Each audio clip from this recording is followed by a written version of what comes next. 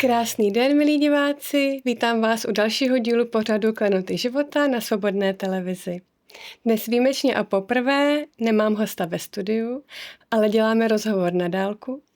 Mým dnešním hostem je Jana Lantajová, překladatelka knih Hvězdné rody, autorek Beatrice Siesl a Aniko Greško a také léčitelka.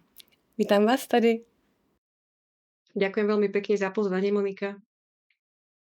Vy jste se právě vrátila z Maďarska, kde proběhlo setkání s Beatrix a Aniko, s českými a slovenskými čtenáři. A já mám tady na kanále Klenoty života řadu diváků, kteří čtou knihy Hvězdné rody anebo se o tuto tematiku zajímají. Zajímalo by mě, jestli se tam na tom setkání otevřelo nějaké téma, které byste ráda sdílela právě s našimi diváky. Ono v podstate ani neotvorila, pretože to stretnutie nadväzovalo na čerstvé vydanie knihy Prehováram k tebe v slovenčine. A témou tohoto stretnutia boli skutočne krásne mystéria srdca a kľúče k dosiahnutiu Kristovho vedomia. A záverečný rituál sa odvíjal od poslednej kapitoly tejto knihy a vybudoval v srdci Európy krásne, také zjednotené pole srdca, aby sme na základe niekdajších svojich lemurských koreňov a spojenectva pracovali spoločne ako maďarskí, českí aj slovenskí poslovia, nositelia svetla, premiéra vzostup. To je krásné, takové propojení. Já bych dnes chtěla hovořit také o metodě léčení, která svým způsobem hodně souvisí s hvězdnými rody. Mystérium přeladění světelného těla Elysia. O co se jedná a jak tato metoda vznikla? V prvom rade by som rada povedala, že to slovo mystérium, ktoré autorky veľmi často používajú, nie je myslené v zmysle nejakého nezdieľateľného, veľmi tajného, uchovávaného tajomstva. Skôr je to myslené filozoficky alebo teologicky, teda nadrozumová vyššia pravda, poznateľná len prostredníctvom zjavení. No a táto komplexná metóda vznikla na základe viac ako 30-ročnej terapeutickej a liečiteľskej praxe Beatrix a Aniko a na základe zjavení, ktoré im prichádzali, nazvem to od istých majstrovských skupín z vyšších svetov, ktorú oni nazývajú nebešťanmi. A z predošlých rozhovorov s autorkami už diváci vlastne vedia, ako tieto dve dámy pracujú, ako prijímajú posolstva a zjavenia. A vždy sa to deje tak, že okrem toho, že príjmu, stiahnu, neviem ako to inak nazvať, nejaké posolstvo, odkaz, nejaké učenie, zároveň vlastne od nebešťanov dostanú aj návod, ako s danou tematikou pracovať, ako ju čo najlepšie uzdravovať, liečiť.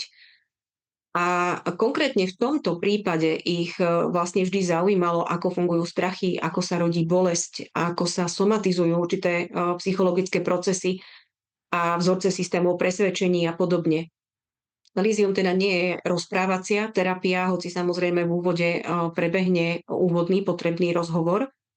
Je to liečenie dotykom, ktorý pozostáva zo systému veľmi komplexných a vzájomne prepojených dotykových sérií, kde na úrovni fyzického, emocionálneho, mentálneho a eterického tela aktivujú rôzne uvoľňovacie, odvádzacie, vyvádzacie kľúče.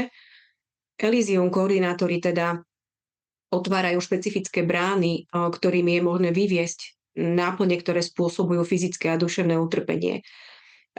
Pretože ak nejaká emocionálna záťaž, stres pretrváva určité obdobie, tak vytvorí v našej aure, v tzv. Morfogenetickom poli pevný energetický vzorec, pevne ohraničený, stabilný útvar a z týchto opakujúcich sa situácií sa vytvorí akoby elementál s vlastným základným elementárnym vedomím, preto sa aj nazýva elementál. Oni vlastne nie sú schopné takých tých vyšších citov alebo pocitov, ako je láska a podobne, ale nejaké to základné vedomie už tie elementály majú a majú svoj vlastný priam program A keď príde nejaký spúšťač, tak oni sa správajú presne ako podľa scenára, ako keby ho vyťahli z podpazuchy a podľa tej vlastnej svojej choreografie odohrávajú určité veci a prináša to teda pre nás tie isté pocity a tie isté myšlienky. Takto isto je to aj pri závislostiach, karmických bremenách, čímkoľvek, s čím ľudia prichádzajú.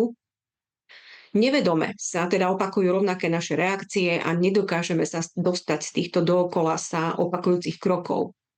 Liečením Elízia je možné definitívne a dokonca úplne a natrvalo odstrániť a vyviesť z aury tieto elementály a zároveň klientovi i koordinátorovi môžu prichádzať vhľady, ktoré umožnia vidieť túto choreografiu a koreň týchto kruhov, cyklov, automatizmov a naša duša môže dospieť potom k vedomému prepusteniu a teda tá zmena môže byť trvalá.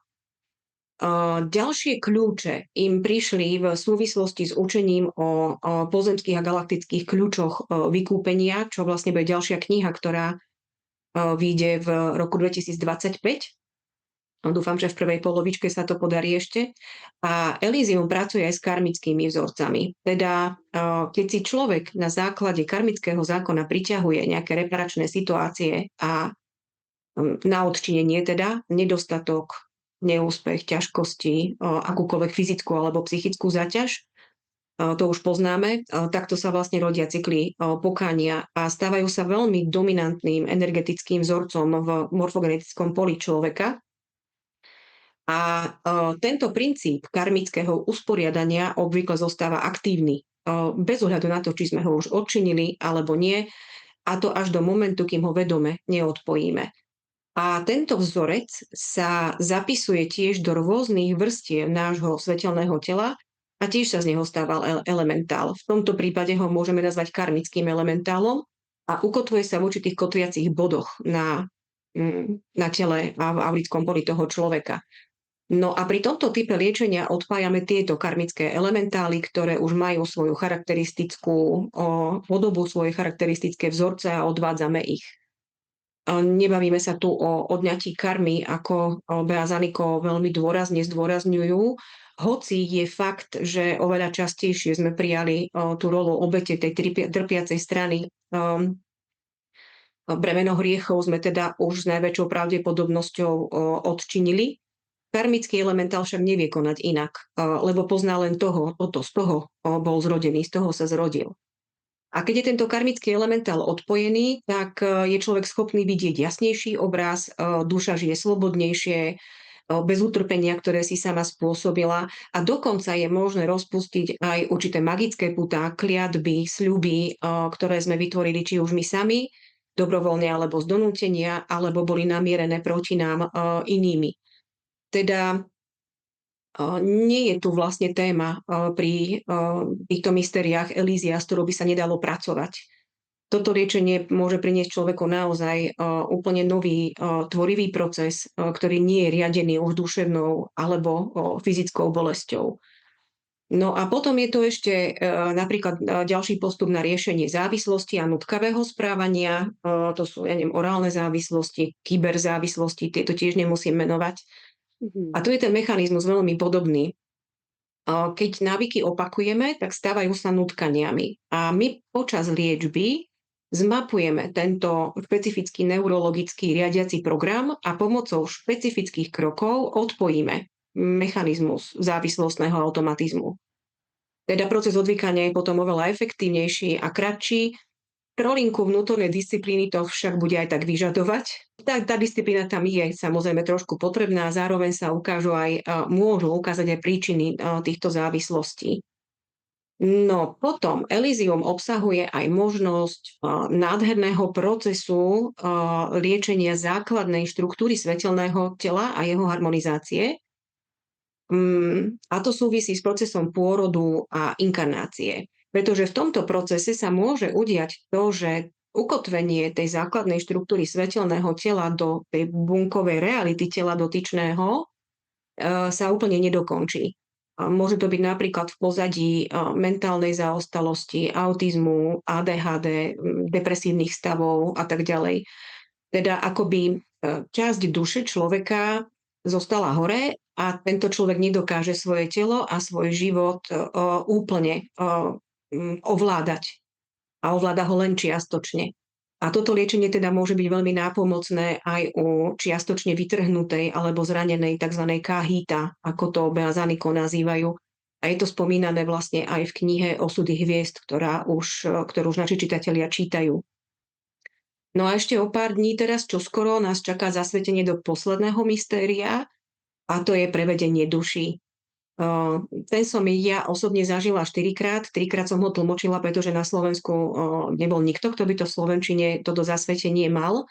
Takže 3-krát som bola ako tlmočníčka, 1-krát to bolo prevádzanie mne blízkej osoby a je to hlboko liečivý proces pre odchádzajúcu dušu, ale rovnako aj pre tých pozostalých, kedy vlastne spoločne s tým pozostalým pomáhame tej duši prejsť do svetla.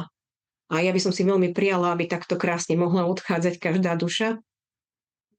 No, toto všetko som viac menej citovala z obsahu na web stránke, pretože výstižnejšiu formuláciu je ťažko nájsť, ako vysvetliť, čo to Elysium vlastne je.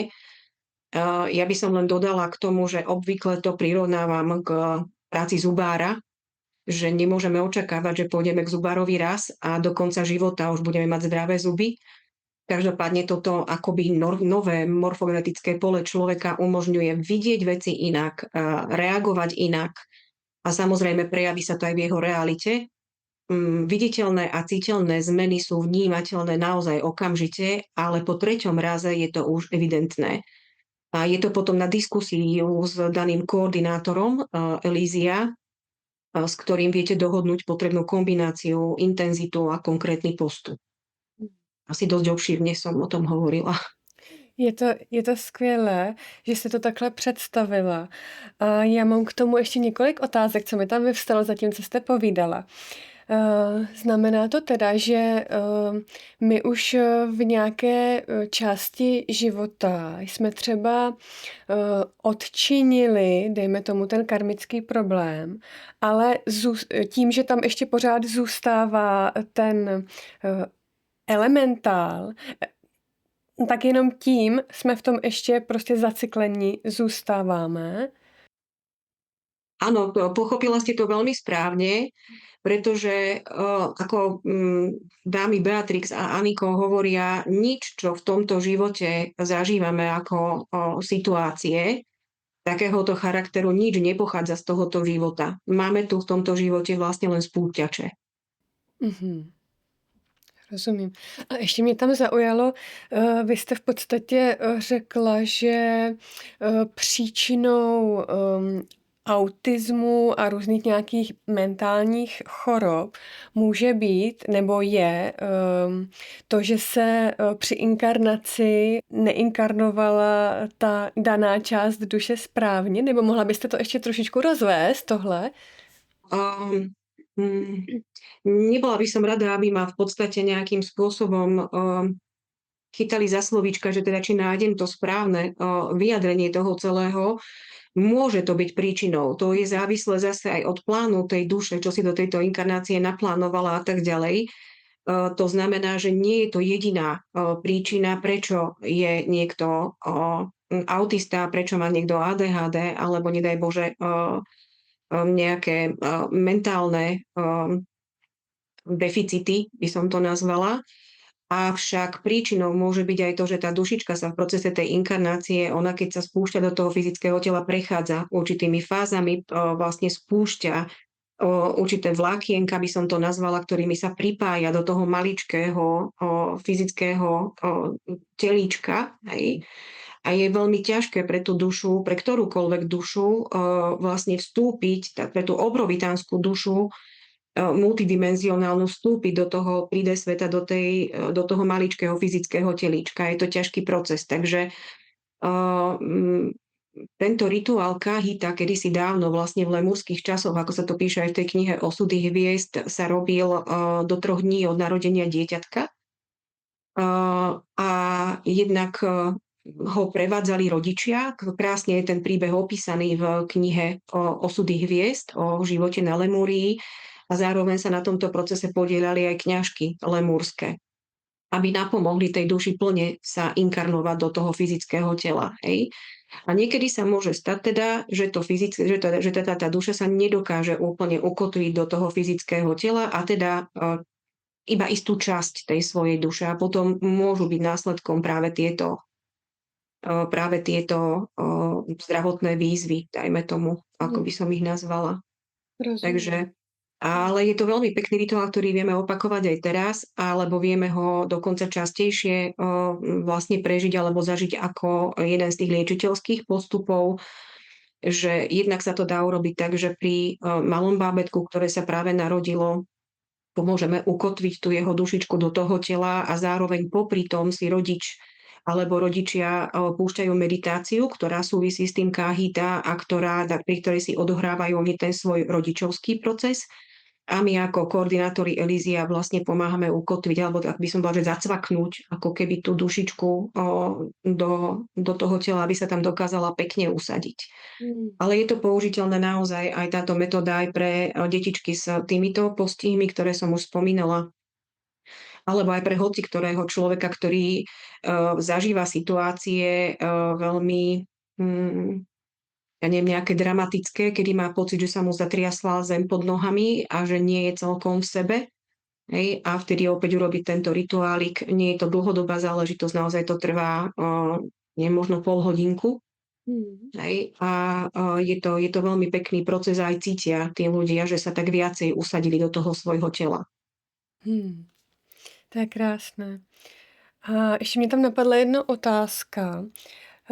Vy jste vlastně hovořila o tom, že potom na nás nějakým způsobem působí ten elementál, který má nějaké vlastní vědomí. A nejsem si jistá, jestli jste to tam zmínila, ale je to tak, že si toho elementála v podstatě vytváříme my sami tím, že jsme v nějaké dlouhodobé emoční zátěži, stresové zátěži. Áno, presne tak. Presne tak, ako som to tam vlastne spomínala, že pokiaľ sa nám niečo opakuje, trebárs jednak návyky napríklad, keď opakujeme, alebo keď sa nám opakuje určité prežívanie, určitá situácia, tak oni sa zapisujú. Aj stresová situácia treba z tohoto života nejaká, hej? A keď si ju my v sebe ukotvujeme, upevňujeme nejaké dlhšie obdobie, povedzme nejaký, ja neviem, vymyslím si teraz, hej, týždeň, nejaké obdobie, mesiac, tak ono sa naozaj z toho robí taký energetický zhluk, ktorý vieme už nazvať elementálom. To sú v podstate dvojdimenzionálne bytosti. Tie elementály vlastne sú aj nazvem to, že dobré, hej, v úvodzovkách, to znamená, že robia tú úlohu, ktorú majú déva nášho tela, ja neviem, duch života, duch sily a podobne, ktoré nám pomáhajú, aby sme mali tú dušičku napríklad kde ukotviť do toho fyzického tela. Avšak sú aj elementály, ktoré vznikajú, ktoré si my sami vlastne vytvárame tieto zhluky a oni nevedia vlastne sa navrátiť, ja to nazvem, že do toho svojho pôvodu. Oni majú svoj vlastný kolobeh, ako majú stromy, ako máme my ľudia a podobne. Oni majú tiež svoj vlastný kolobeh existencie a my ich vlastne navraciame do toho ich prirodzeného kolobehu, aby sa stali, doslova to poviem, že tabula rázov. Hej. Vyvedieme ich z toho tela a odvedieme ich. Vlastne oni nevždy ako keby posluchnú, nevždy chcú, nevždy sa im to páči, ale vlastne je to nádherný proces, lebo my ich vlastne navraciame, my ich neničíme, nelikvidujeme, nezabíjame alebo niečo podobné, ale fakt ich navraciame do toho ich vlastného pôvodného, prirodzeného kolobehu, aby opäť mohli začať plniť tú svoju prapôvodnú funkciu. To je, myslím, krásný způsob, jak k tomu právě přistoupit. A já jenom musím říct, že tohle velmi koresponduje i s učením pránického léčení, kterému se třeba věnuju já. Takže tam je velmi podobných myšlenek právě o elementálech a o tom, jak tato jejich říše funguje. To je úplne krásne, ako sa to úplne mám zimomriavky, ako sa to veľmi pekne prepája, alebo napríklad ten rituál káhita, ktorý som spomínala, ten je veľmi úzko spojený práve s tým pránickým kanálom, hej, s čakrami, s 13 čakrami, presne s týmto celým, hej. Mhm. A zároveň aj počas toho liečenia Elízia sú tam momenty, ktoré sú veľmi naviazané práve na prácu s tým pránickým kanálom. Hej. Ano. Já bych se teď chtěla dostat k hvězdným rodům jako takovým, protože vy jste, jak jsem zmínila na začátku, tak jste vlastně přeložila už 3 knihy, Beatrix a Aniko, Hvězdné rody rodiny duší, Osudy hvězd a nejnovější, česky bych řekla, Promlouvám k tobě. A mě by zajímalo, jak jste se dostala vůbec k hvězdným rodům, k Beatrix a Aniko a následně potom k tomu překladu knih. Tak to je určite nejaký systém synchronicít alebo reťazec synchronicít, ktoré vlastne viedli až k tomuto momentu, že tú knihu teraz číta naozaj niekoľko stoviek, alebo tie knihy číta niekoľko stoviek českých a slovenských čitateľov, možno už aj o tisícoch môžeme hovoriť. A ja už som to spomínala v jednom rozhovore kedysi dávno s Anželkou Sirianel Murčekovou na jej kanáli Človečina 8 na YouTube. Ale v skratke teda cez Veroniku Akiu, ktorú mnohí možno zrejme poznáte, pretože je to sound healerka a učiteľka práce so zvukom a s kryštálovými nástrojmi. A ona túto knihu náhodou objavila v maďarčine na polici v knižnici u Moniky Jakubecovej, ktorú pravdepodobne tiež všetci poznáte. A absolútne si ju pritiahla tá jej obálka a to, ako tá kniha vyzerala. Ona ešte vlastne tá prvá maďarská kniha mala po sebe také maličké kryštáliky, také diamantíky po obvode. A táto kniha si ju teda pritiahla a tak sme si ju teda objednali, ona v angličtine a ja v maďarčine. A keď sme ju čítali, tak veľmi veľa sme sa o nej rozprávali s našimi priateľmi, keď sme chodili na kávičky a tí o nej zase rozprávali svojim priateľom. A tak vzýšiel relatívne veľký okruh ľudí, ktorí ju chceli čítať. A tak jedného dňa teda vznikla taká spontánna idea, že teda ja by som ju preložila. A tak som napísala autorkám a oni súhlasili. Tak no, čo bola obrovská vec v podstate, pretože doteraz ich knihy vyšli len vo svetových jazykoch, alebo dovtedy teda knihy vyšli iba vo svetových jazykoch. A ja viem, čo to je vydávať knihy pre malé trhy, pretože s manželom sme to urobili raz. Bola to kniha s tematikou osobnostného rastu v biznis oblasti, ktorú sme túžili preložiť a vydať. A už to v živote neurobíme. Takže neviem byť dosť vďačná za to, že sa do toho pustili, pretože je jasné, že sa nemôžeme rovnať miliardovým trhom. Že tam je predpoklad vrátenia tých investovaných peňazí takmer istý. Sú to veľmi rozsiahle knihy vydávané vo vlastnom vydaní, čo je obrovská vlastne aj finančná, aj časová záťaž. A pri malom trhu je tá návratnosť naozaj otázna po tej finančnej stránke. Hoci pre nich je toto úplne na poslednom mieste, robia to, k čomu sú vedené a ono si to vlastne svojho adresáta nájde takýmto spôsobom, oni uvažujú. Hlavným dôvodom však je ten čas. Nebudem to tu podrobne vysvetľovať, čo to pre ne obnáša časovo o vydanie knihy. A ja vás preto prosím, milí českí čitatelia, o pochopenie a verím, že tomu rozumiete. A verím tomu, že po túžbe po poznaní tohoto učenia budete vedieť priniesť ako svoju malú obetu to, že tieto knihy budete čítať v slovenskom jazyku. Zo svojej skúsenosti viem, že oko a mozog si počase privyknú, pretože u nás je to tak, že väčšina literatúry, obzvlášť ezoterickej, je písaná v českom jazyku. A ja osobne som bola rada, že nejaká kniha, ktorá ma zaujala, je vôbec preložená do jazyka, ktorý síce nie je môj materský, ale s trochou snahy mu porozumiem. Teda zosumarizujem to, oko aj mozog privyknú. A srdce to rozumie hneď. A to uľahčí celý ten proces čítania. Je to tak. Já musím říct, že taky jsem byla velmi zvědavá na to, jaké to pro mě bude číst takovouhle knihu ve slovenštině. Ale musím říct, že je to takové jakoby přirozené, jo? Že přirozeně se mi to čte prostě dobře. A dokonce jedna moje kamarádka, která to čte, tak říkala, že to čte ale v hlavě jí to jako jede česky. To je krásne.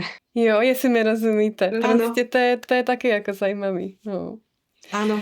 A ja verím tomu, že aj toto je jedna z ciest, ako sa môžeme opäť priblížiť jeden k druhému, tak ako si to ja pamätám napríklad z môjho detstva. Že medzi nami je generačný rozdiel, teda medzi vami a mnou, ale si myslím, že aj toto bude možno jedna z ciest, ako začať vnímať srdcom ten druhý národ a vtedy je jazyk úplne druhoradý. Já myslím, že rozhodně je to skvělý jako propojení českého a slovenského národa zase i touto cestou. A já osobně, ať jsem už jako by mladší generace, tak já tu slovenštinu i přesto mám pořád jako živou v sobě, musím říct. Áno. Je to moc hezký. Ďakujem. Já jsem se ještě ke knihám chtěla zeptat, protože vyšly teda 3 a jak říkáte, tak už se připravuje i 4., což je skvělý. Doporučila byste číst ty knihy v tom pořadí, v jakém vlastně vyšly ve slovenštině? Ja si myslím, že na poradí nezáleží. Je poradie, v ktorom tie knihy v maďarskom jazyku pôvodne vyšli. To znamená, že ak chcete sledovať tú kontinuitu, akým spôsobom prichádzali tie posolstvá pre pani Beatrix a Aniko a nasledovať vlastne presne ten istý postup, tak potom je to tak, že prvá bola kniha Osudy hviezd, potom prišla kniha Hviezdne rody, potom prišla kniha Prehováram k tebe, Mystéria vykúpenia a posledná kniha 5. sa volala Perly z Kozmu. Takže je možné pokračovať v tomto poradí, ale my všetci sme na začiatku, to bolo niekoľko stovák čitateľov.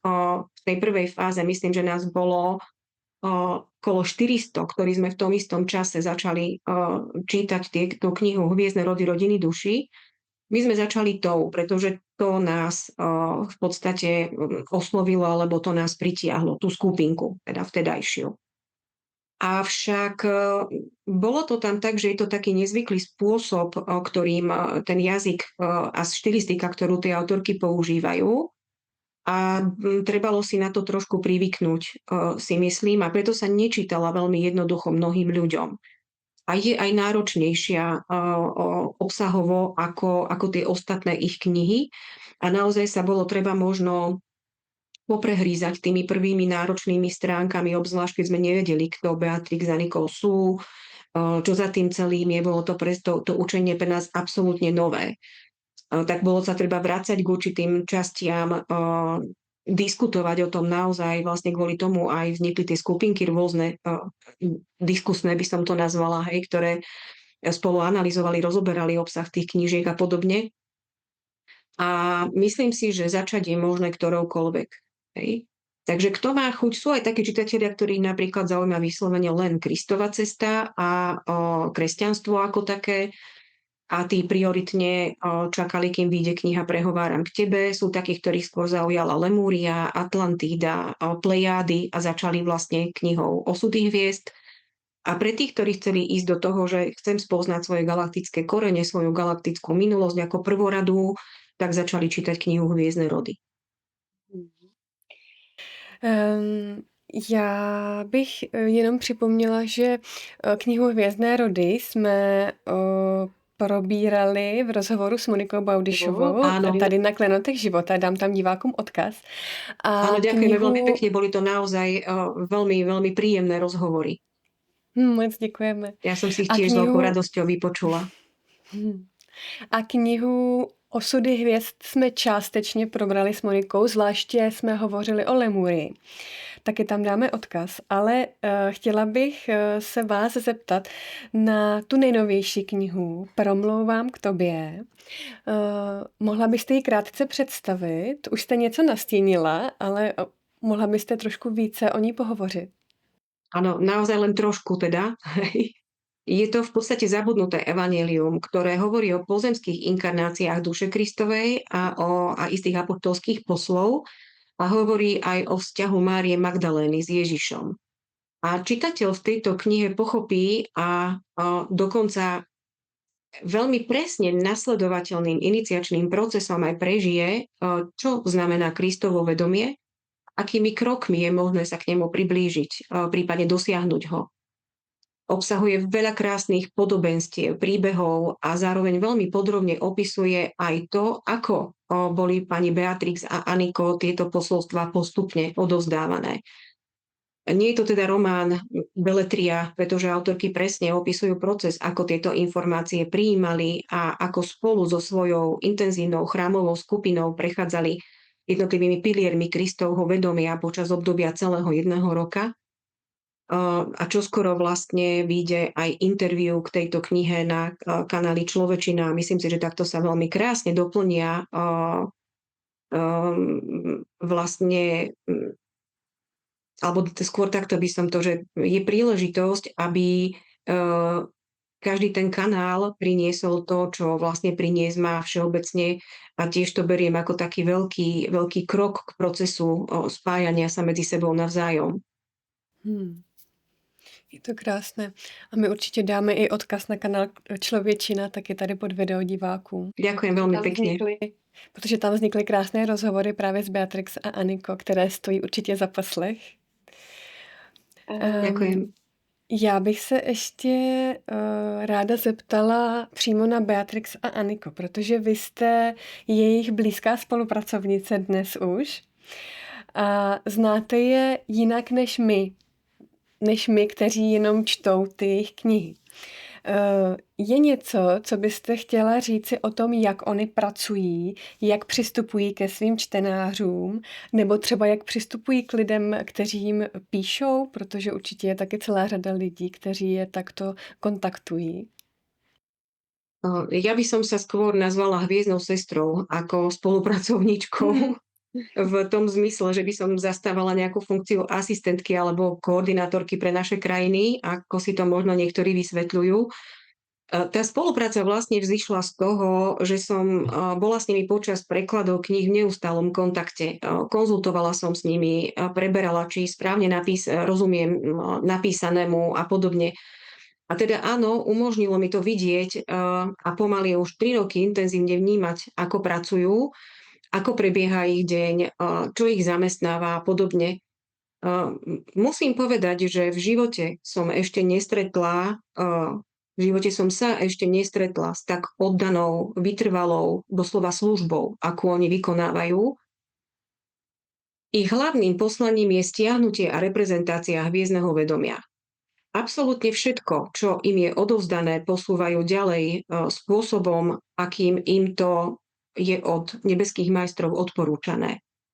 Nič si nenechávajú pre seba, zdieľajú absolútne otvorene a úprimne všetko, čo im nebešťania zverujú.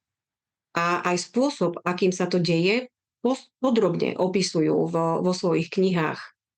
A zároveň dokonca boli ochotné pre českých a slovenských poslucháčov a čitateľov prijať pozvanie na tie rozhovory presne, ktoré ste už teraz, Monika, aj vy spomínala, o spomínanej Ančulky Sirianej Murčekovej, Človečina 9 a Človečina 17 a nedávno vlastne aj s manželom Moniky Slavkovskej, s ktorou ste robili rozhovory vy, teda aj s Antonínou Baudyšom. A ja vám veľmi odporúčam vypočuť si ich, aby som to neopakovala to, čo už bolo povedané. Doplním však, že je to okolo 35 rokov, ako nasledujú túto cestu. Všetky učenia, ktoré im boli odovzdané, najprv prežili na seminároch s intenzívnou, nazvem to chrámovou skupinou. Chrám v zmysle nie budovy, ale skôr v zmysle duchovnom spoločenstva spojených srdc, ktorá vznikla počas ich duchovnej cesty. A niektorí ľudia, alebo teda veľmi veľa ľudí je s nimi na tejto ceste už celé toto obdobie, celých tých 35 rokov. No a príprava takéhoto seminára a spísanie posolstiev je skutočne dlhá príprava, ktorá vyžaduje týždne nalaďovania a následne spísania do pochopiteľnej podoby. Spolu vlastne aj s tými postupmi, liečeniami a meditáciami k tej danej téme, ktoré dostávajú. Do tohoto pripravujú Antares kódy pre celý svet. To je práca, ktorá sa nedá delegovať. Stále vydávajú nové knihy alebo preklady kníh do nosných jazykov, koordinujú svetelnú prácu anglicky hovoriacej komunity pod vedením ich ambasádorky a blízkej spolupracovníčky Leslie Shankman, ktorú vlastne, Monika, aj vy vlastne poznáte skrze to, že ste sa podujala na to, že budete titulkovať videá, ktoré ona pripravila k jednotlivým hviezdnym rodom. Je to tak, je to tak. Áno, osobne vybavujú objednávky kníh a meditácií, koordinujú web stránky v 4 jazykoch, nahrávajú meditácie. A už len toto samotné vyžaduje okolo 100 e-mailov denne. Kedy si pracovali aj individuálne. Desiatky rokov osobne liečili. No pred niekoľkými rokmi, ja neviem presne, nepamätám si presne, ale píše sa to v ich knihách, kedy dostali od nebešťanov inštrukcie, že celú svoju pozornosť majú od osobných osudov obrátiť ku kolektívnemu osudu. Hej. A preto aj zasvetili svojich koordinátorov Elízia a odovzdali nám celú metodiku a liečiteľské postupy, aby sme my mohli pomáhať pracovať s témami osobných osudov. A zároveň naďalej pravidelne robia online liečenia na diaľku pre malé skupinky s rôznou tematikou, ktoré pravidelne zverejňujú na svojich web stránkach. Tie sú veľmi silné a efektívne. Skutočne ich odporúčam aj na základe osobnej skúsenosti, aj skúsenosti tých, ktorých už absolvovali. A funguje to tak, že na diaľku sa spoja s každým jedným individuálne a individuálne s ním v rámci tohoto online liečenia aj pracujú. Momentálne na web stránke nájdete dokonca 2 liečenia, ktoré do konca roka ešte takéto online liečenia, ktoré prebehnú, kľudne sa tam pozrite, ako to prebieha, o čom to bude. Suma sumárum nefungujú teda tak, ako to možno my poznáme treba z americkej spirituality, alebo hoci aj tu u nás, nebudujú si značku, merch, nechodia prednášať, nemajú okolo seba tím, ktorý sa stará o PR, nemajú asistentov, s ktorým by komunikovala verejnosť. Hoci ja som presvedčená o tom, že s týmito duchovnými pokladmi, ktoré prinášajú, by naozaj mohli stáť na svetových pódiách a už len žať slávu. Sú to 2 nesmierne skromné a pokorné dámy, ktoré vytrvalo bez prestávky, bez dovolenky, bez užívania si svetských statkov, úsilovne odozdávajú svetu to, čím boli poverené a všetko, čo im po finančnej stránke prichádza, obracajú späť do šírenia tohoto učenia. Toto je ich cesta, ich spôsob práce. Môžete teda vedieť, že za každou knihou, ktorú dostanete, za každým Antares kódom či meditáciou, ktorú si objednáte, sú ich ruky, ich osobná energia, ich spojenie s vami. A kvôli tomu množstvu práce, ktoré väčšina sa nedá delegovať na iných, nemajú absolútne kapacitu komunikovať individuálne s čitateľmi. Bolo, že im čitatelia písali rôzne otázky, ako ste aj spomínali, Monika, požiadavky na individuálne terapie, napríklad i na preklad do češtiny, či na distribučné centrá kníh a podobne. A oni vždy naozaj láskavo a veľmi milo odpísali. No už je teraz toho toľko, že takáto individuálna komunikácia nie je kapacitne možná. Na drvivú väčšinu otázok, ktoré im prichádzali ľudia, alebo my vieme nájsť odpovede v knihách na webe, kde je množstvo článkov, blogov, informácií. A keď aj nie na našej slovenskej webovskej stránke, tak na anglickej sú desiatky článkov, videí, rozhovorov a zahraničné web stránky už predsa nám tie prehliadače automaticky prekladajú do želaného jazyka. Takže sa vieme dostať k informáciám všetkým dostupným. Zároveň majú aj facebookovú stránku v anglickom aj v maďarskom jazyku, kde pravidelne pridávajú informácie o aktuálnych konšteláciách, novinkách a podobne. Takže ja si myslím, že informácií máme dostatok, ak hľadáme. Zároveň doteraz zorganizovali niekoľko seminárov pre Slovákov a Čechov, hoci sa vždy v priebehu niekoľkých hodín kapacita naplnila. Avšak teraz pribudla možnosť, že sa semináre nahrali a ak je nahrávka v poriadku a použiteľná, bude dostupná na webe a zakúpiteľná ako online seminár. Nikto teda nepríde o žiadne informácie. Ja viem, celé toto učenie, celá táto cesta je tu pre nás relatívne nová a ja viem, že to nadšenie či českých alebo slovenských čitateľov je veľké a radi by sme dostali zodpovedané všetky naše osobné otázky.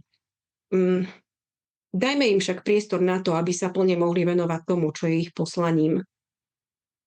Máme už kopu dostupných materiálov, meditácií, spôsobov, ako sa zahlbiť do toho, čo prinášajú. Toľko nemajú ani anglicky hovoriace národy ako my. Tak ja som za to, aby sme využili všetko to, čo tu už od nich máme k dispozícii. Pracujme na sebe, sledujme to, že čo alebo kto nás spína, prečo nás to spína. Schválne hovorím, že sledujme, pracujme, lebo sa to samozrejme týka aj mňa osobne. Sledujme to, čo nám to chce povedať a pokúsme sa to sebe presvetliť do čo najvyššej možnej vibračnej úrovne. Myslím si, že aj o tomto je naša osobná evolúcia. Já vám moc děkuju, jak jste to podala, protože si myslím, že tohle je moc důležitý říct. A já bych na vás měla dnes poslední otázku. Kdybyste měla říct jednu věc, a možná, že je to velmi těžký říct jednu věc, v čem cítíte, že vám učení hvězdných rodů pomohlo? V čem vás nejvíce posunulo v životě? No, ja som človek odjak živa milujúci históriu, filozofiu. Vždy som sa zamýšľala nad životom, nad rôznymi otázkami bytia. Non-stop som bola ponorená, aj som ponorená v knihách a hľadala som odpovede na moje otázky. Žiadne učenie, žiadna filozofia, žiaden filozofický smer, žiaden systém viery mi však nedal úplne to, čo som hľadala. A vďaka tomuto učeniu mi začali zapadať dieliky puzle, zaplňať tie prázdne miesta s otáznikmi a našla som odpovede na moje najhlavnejšie otázky. A zároveň som sa vždy usilovala konať podľa svojho najlepšieho vedomia a svedomia, bez ohľadu na to, či sa na mňa zhora niekto pozerá alebo nie. A tu som objavila cestu kvalít srdca. Naučila som sa ho viac počúvať a nechať sa ním viesť, dôverovať mu. A je to pre mňa cesta hlbokého poznávania seba samej, mojich inštinktívnych reakcií na život, dá sa povedať. A zároveň som skôr taký introvertnejší, pozorovací typ, milujem pozorovať ľudské interakcie a hĺbku ľudských interakcií. Veľmi ma vie dojať interakcia medziľudská od srdca k srdcu a ktorú si takto dokážeme v spoločenstve navzájom preukazovať. A toto poznanie, učenie, ktoré pani Beatrix a Aniko prinášajú, nie je o ničom inom, než o tom, ako môžeme ako jednotlivec, ako malý človečik, zrniečko v piesku, zmeniť svet kvalitami nášho srdca a ako môžeme vystúpiť z cyklov bolesti a utrpenia nielen ako jednotlivec, ale hoci ako celá spoločnosť, alebo ako celé ľudstvo. A či sa to podarí ešte za môjho života, alebo nie, to pre mňa nie je v tejto chvíli vôbec rozhodujúce. Rozhodujúce pre mňa je to, čo oni kedysi krásne spomenuli alebo sformulovali, a budem to parafrázovať, aby som vytvorila viac svetla, než akým som sem prišla. To je krásné. Janko, já vám moc krát děkuju za dnešní rozhovor. Moc děkuju, že jste přijala pozvání, že jste se rozhodla takhle vystoupit sama za sebe. Moc si toho vážím.